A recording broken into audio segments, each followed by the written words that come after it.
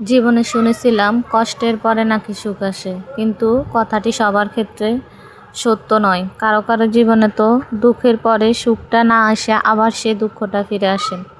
তো hello everyone, আসসালামু আলাইকুম, welcome back to my channel. আজকে পাস্তা রান্না করব, তো আপনাদের সাথে শেয়ার করব।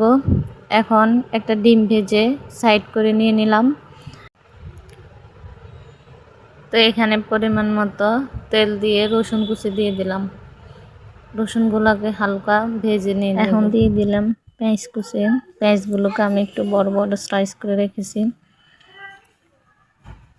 একটু নাড়াচাড়া করে হালকা ব্রাউন কালার করে নেব। এখন চিকেনগুলো দিয়ে দিব। চিকেনগুলোকে ভালো করে ভেজে নেব।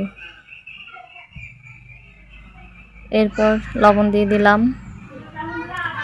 আমার ঘরে রাঁধুনি মশলা ছিল, আমি রাঁধুনি মশলা দিয়েছি। আপনারা চাইলে ম্যাগি মশলা বা পাস্তার সাথে যে মশলাগুলো থাকে ওগুলো দিতে পারেন। এখন পরিমাণ মতো পানি দিয়ে দিব, কারণ চিকেনগুলো সিদ্ধ হতে হবে। এই তো আমি পাস্তাগুলো দিয়ে দিলাম, দিয়ে ভালো করে নেড়ে চেড়ে নিব। তো এখানে শুকনো মরিচ দিয়ে দিলাম। এরপর ডিম ভাজি করে রেখেছিলাম ওগুলো দিয়ে দিছি। সবগুলোকে একসাথে মিক্স করে নেব খুন্তি দিয়ে। দেখেন কতটা লোভনীয় হয়েছে, আমার কাছে তো অনেক ভালো লাগছে। এই তো আমার পাস্তা রান্না কমপ্লিট। তো রেসিপিটি যদি ভালো লেগে থাকে, লাইক কমেন্ট সাবস্ক্রাইব করে পাশে থাকবেন। আল্লাহ হাফেজ।